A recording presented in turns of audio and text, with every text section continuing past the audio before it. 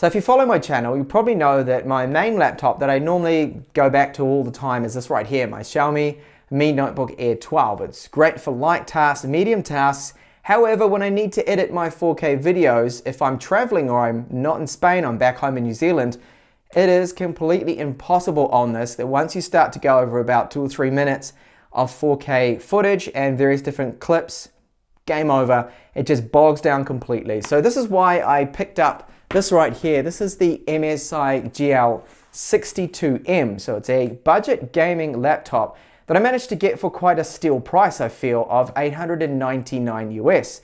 Considering the fact that this same model in Spain sells for around $1,250 US, that's quite a bit of a saving there. Now it comes with a catch because it's running Windows 10 Home Chinese only version. So you can't just install a language pack. I've had the same problem on some of the laptops I review out of China, but it's quite an easy fix. You can download the Media Creator software, get a Windows 10 install USB pen, put that in, do a complete new install, download the drivers from MSI, problem solved.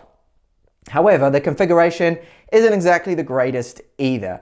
So we do have an Nvidia 1050 Ti with 4 GB of RAM, which is great because it should be able to play games at 1080p, fine, but I don't actually intend to game on it. It's more for 4K editing. However, RAM, 8 GB of RAM, just a single stick in there, which means you need to install another SODIMM to get dual channel, and I would really like 16 GB of RAM. So I'm going to upgrade it and put that in my full review. And then it comes the SSD configuration. There is none. It's using a spindle 1 TB drive as the main drive, which seems crazy for 2017, right? That's going to be painfully slow, but I do intend to upgrade that later on, very soon actually. I'm just waiting for it to arrive tomorrow. And then I can put in my Samsung 960 Evo and speed this thing right up. But this is just to check it out here in the unboxing. Later on in my full review, I'll test out video encoding, a little bit of gaming, and see just how this $899 US gaming laptop performs. So let's get this one here unboxed. So it looks to be well packaged up here. It's double boxed, I can tell, and this came via the Spain Express service, which ended up being Correos, which is Spanish post here, and I did not have to pay any taxes on it, but it took around 2 weeks to arrive. But I'm not too bothered with that because DHL lately have been completely overcharging me. I understand I got to pay my 21% tax, but their handling fees have just been getting outrageous. So it is still factory sealed here that Gearbest have not touched this, which is great.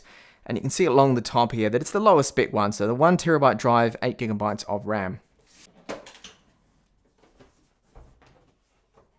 So it's nicely packaged up there, the typical package you get from MSI. I can see here that we'll have the power supply. So the power brick outputs 19.5 volts. And it's 150 watts. It has the standard Mickey Mouse style plug on the other end there, so it should be easy to source yourself a replacement for your own country. New Zealand Australian style plug on here, which is interesting to see. For China, normally they use the 2-prong US one. Now it does come with some instruction leaflets here. Now those of you asking and probably thinking, well hang on, what about the warranty? If you're buying this from China, that's a bit of a risk.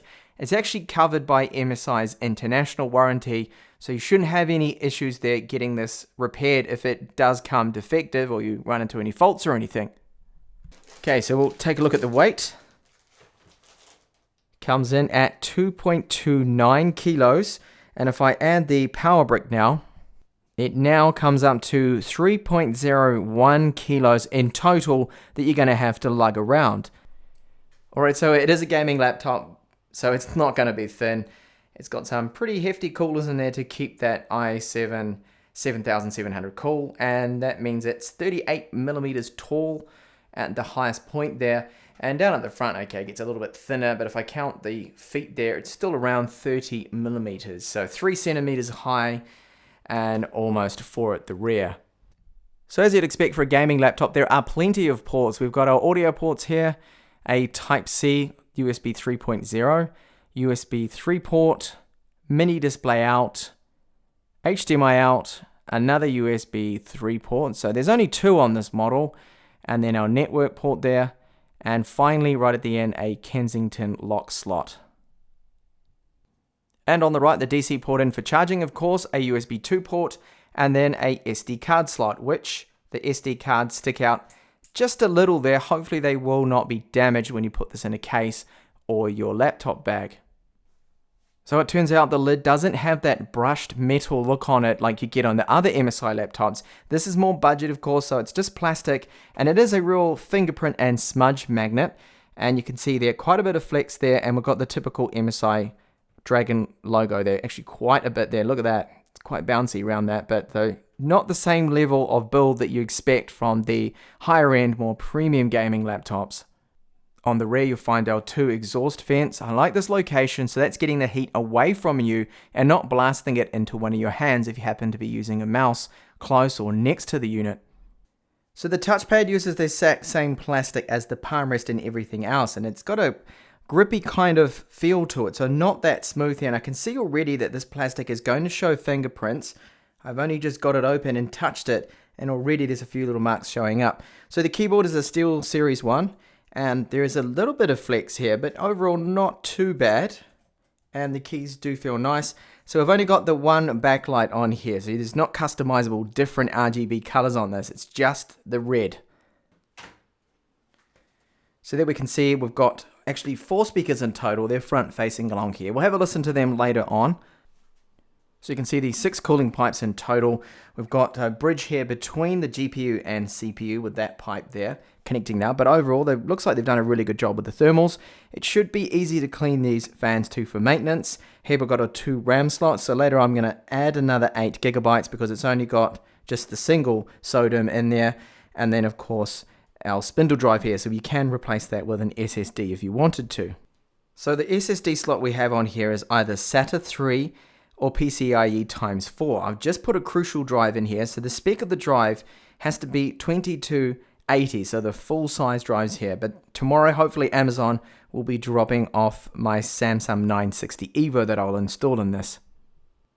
So in the mini PCIe slot here, we have a Intel Wireless 3168 chipset in here. So if you want to replace that and put your own one in, you can do that. You can see they do have dual antennas here, which lead up into the screen. So overall, the internals look good. It's just a little bit of a hassle to get all those screws off and then pry off the lid. But once you do, you've got access to everything. Nothing is under the motherboard. Like on some systems, you have these RAM slots on the other side, and it's quite a hassle to get to. And just a small little tip here as well, when you put the rear case back on, make sure you start with all the ports first. Clip those in, and then you can easily go around and clip the other side back in. So the screen bezels, you can see they aren't the slimmest here. We do have some rubber feet all around, which is great to see on there. So that should stop this top lid scratching up against the keyboard there. And there's a front-facing webcam either side.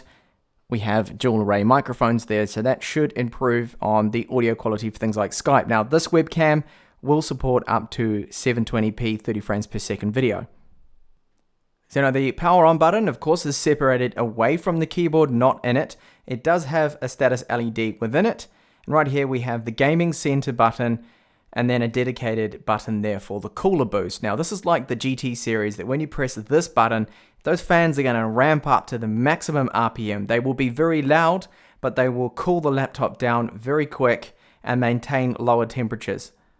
Alright, so as expected, yeah, it's all in Chinese. I'm going to have to do a fresh new install of Windows 10 to get it in English, and then download all the drivers from MSI's website. The official website for this model has got everything you need on there, so that's not going to be an issue.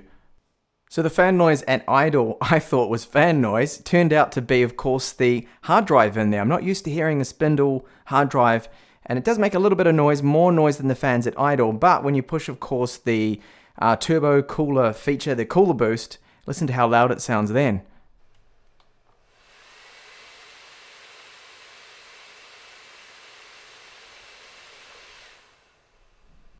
Pretty loud, but not as loud as the GT60 that was like a jet engine.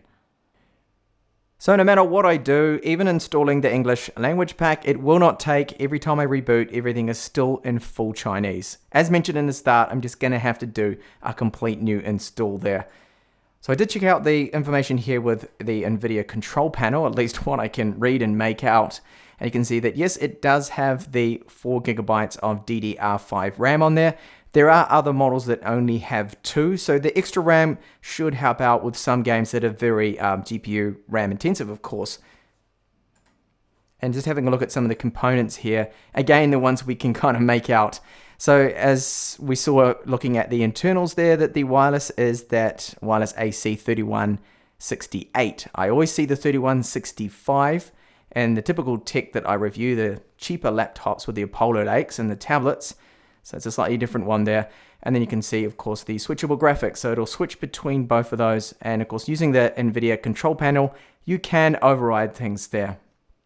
Also to point out that it is gigabit Ethernet that we have on there. It's from Qualcomm. So a reasonably good chipset on that, should perform well.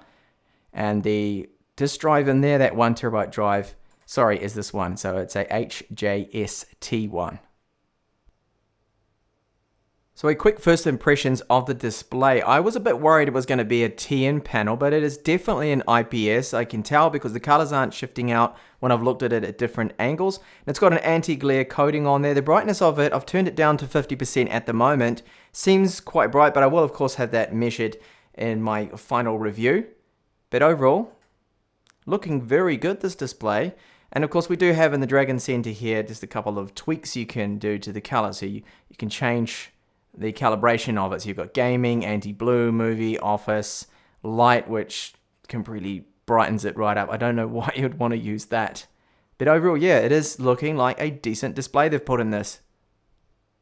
So we'll just run the Geekbench 4 benchmark just to get an idea of the kind of speeds you can expect from this with the stock calibration. So that is just the memory running in single channel, not dual channels. You can see it's affecting the scores here because I have seen a lot higher for this chipset. So this should be around 15,000, 14,000 multi-core score, and this up closer towards 5,000. So that's probably the memory bandwidth that's doing that, or it could be the memory speeds too, or timings. So you're not the best performance. It also could have been the case that there was something going on in the background as well. The hard drive seems to be spinning away all the time there.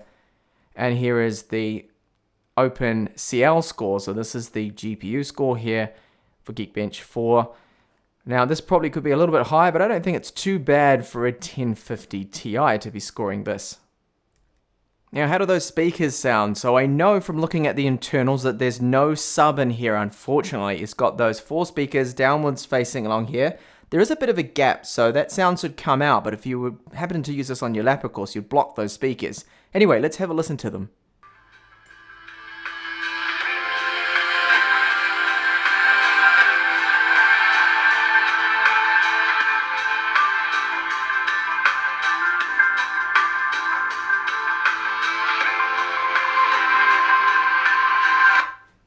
Alright, so that was disappointing. I guess it really does need a sub in there because there's no bass. It's just mids and treble. The volume is good. It's quite loud. But, you know, for a gaming laptop, it should be a bit better than this, I feel.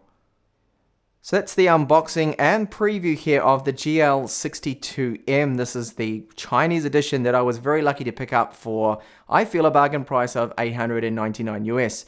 For the price I paid, I think it's a decent laptop. Okay, it doesn't have the premium build, it doesn't have a metal palm rest, doesn't have metal on the lid. There's a bit of flex in the lid, there is some flex down here in the palm rest next to the touchpad. Keyboard has a tiny bit of bounce. You can see pressing down hard here that it's not the most rigid and firm keyboard there, but overall it's a decent package when you think about the specs we've got on here. The Kaby Lake i7 7700 quad core, and then we have a 1050 Ti with 4 gigabytes of RAM. And other things, the extras of course being that keyboard being backlit, and the screen is quite decent too. Surprised me. I think I was expecting a TN panel or something that wasn't as good as this, but it's a decent anti-glare IPS they've gone with. So I will be back with my full setup, and that means cleaning out the Chinese Windows 10 on here, which is another con, by the way, of course. You have to put on English or your own language, because it's just going to accept Chinese only. Language packs do not work, which is a pain. So once I've done all that, get my SSD, of course, get the extra 8 gigabytes of RAM so I can get the full performance out of that Kaby Lake i7 processor. I'll be back. I'll be testing it out with thermals, gaming performance, video encoding as well, 4K video encoding, which is going to be my main use for this unit. So I'm really keen to see how it's going to perform with that. Fan noise as well is a big one at the moment. The spindle hard drive is making more noise than the fans at idle, so that's a good sign, but when it does kick into high or use that cooler booster, it certainly is loud then and makes itself known that, yes, hey, this is a gaming laptop. Fans are screaming. Yeah, but you get maximum performance when you do that. It's going to help, which is great. So I hope to catch you back then with the full review of the GL62M here. Thank you so much for watching this video.